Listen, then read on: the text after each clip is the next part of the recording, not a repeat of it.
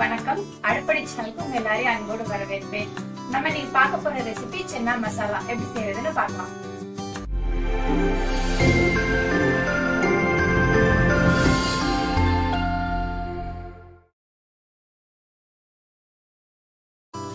சன்னா மசாலா செய்கிறதுக்கு நம்ம முதல்ல சன்னா வேக வச்சிடலாம். 150 கிராம் கொண்டக்கடலையை நைட்டே ஊற வச்சுருக்கேன். அதை நம்ம குக்கரில் சேர்த்து வேக வச்சுக்கலாம். 1 டீஸ்பூன் உப்பு சேர்த்துக்கலாம். கடலை மூழ்கிற அளவுக்கு தண்ணி இருக்கட்டும். மீடியம் ஃப்ளேமில் குக்கர் மூடி போட்டு 4 விசில் வர வரைக்கும் வேக வச்சு எடுத்துக்கலாம். கடலை வேகிறதுக்குள்ளே நம்ம கரம் மசாலா ரெடி பண்ணிடலாம்.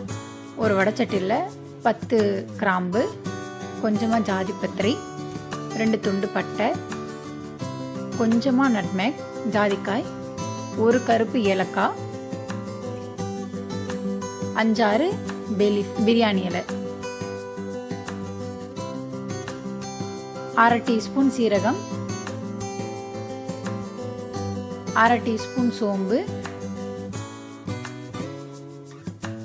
1/2 டீஸ்பூன் மிளகு,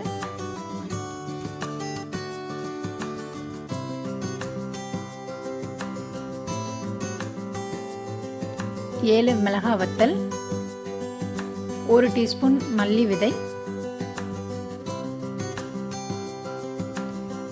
இது எல்லாத்தையும் சேர்த்து லேசாக வறுத்துக்கலாம். வறுத்துட்டு ஆறுனதும் நம்ம பொடி பண்ணிடலாம்.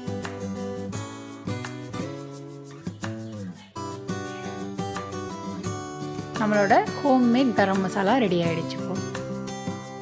ரொம்ப நைஸாக அரைக்கூடாது, லைட்டாக பிரிப்பிரண்டு இருக்க மாதிரி அரைச்சிக்கலாம். குக்கரில் ப்ரெஷர் போயிடுச்சு. கடலை நல்லா வெந்திருக்கு. நம்ம கடலை எடுத்து லைட்டாக நசுக்கி பார்த்தோன்னா நல்லா சாஃப்டாக இருக்கணும். அந்த அளவுக்கு வேக வச்சுக்கணும். ஒரு பேன் ஹீட் பண்ணி அதில் 2 டேபிள் ஸ்பூன் பட்டர் சேர்த்துப்போம்.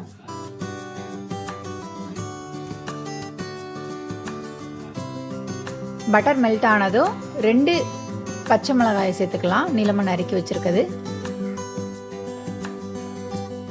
கொஞ்சமாக நறுக்கி வச்சுருக்க பூண்டு, நீளமாக நறுக்கி வச்சுருக்க விரல் அளவு இஞ்சி,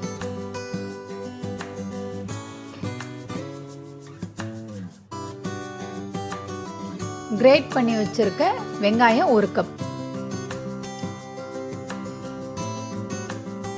வெங்காயம் நான் மிக்சியில் பல்ஸ் மோடில் அரைச்சி வச்சிருக்கேன்.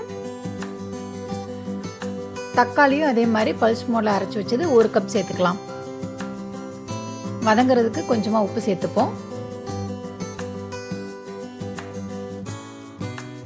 1/4 டீஸ்பூன் மஞ்சள் தூள், நம்ம ரெடி பண்ணி வச்சிருக்க கரம் மசாலா 2 டேபிள் ஸ்பூன்,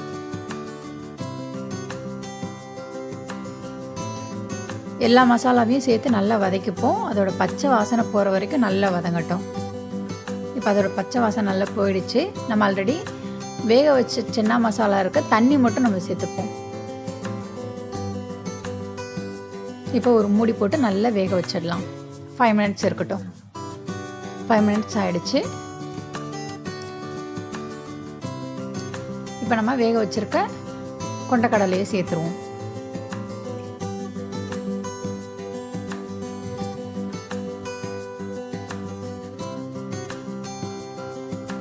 கடலையை ஒரு பருப்பு மத்து வச்சு லைட்டாக ஸ்மாஷ் பண்ணி விட்டுறலாம்.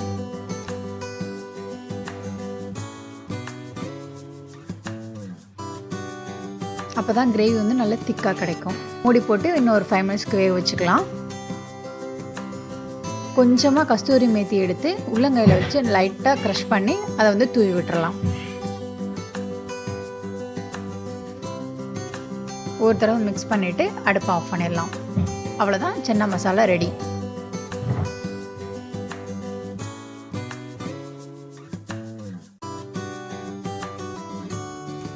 நம்மளோட சுவையான சன்னா மசாலா இப்போ ரெடி ஆயிடுச்சு. இந்த ரெசிபி உங்களுக்கு பிடிச்சிருந்தா லைக் பண்ணுங்க, ஷேர் பண்ணுங்க, கமெண்ட் பண்ணுங்க. மறக்காம சேனலை சப்ஸ்கிரைப் பண்ணுங்க. நன்றி, வணக்கம்.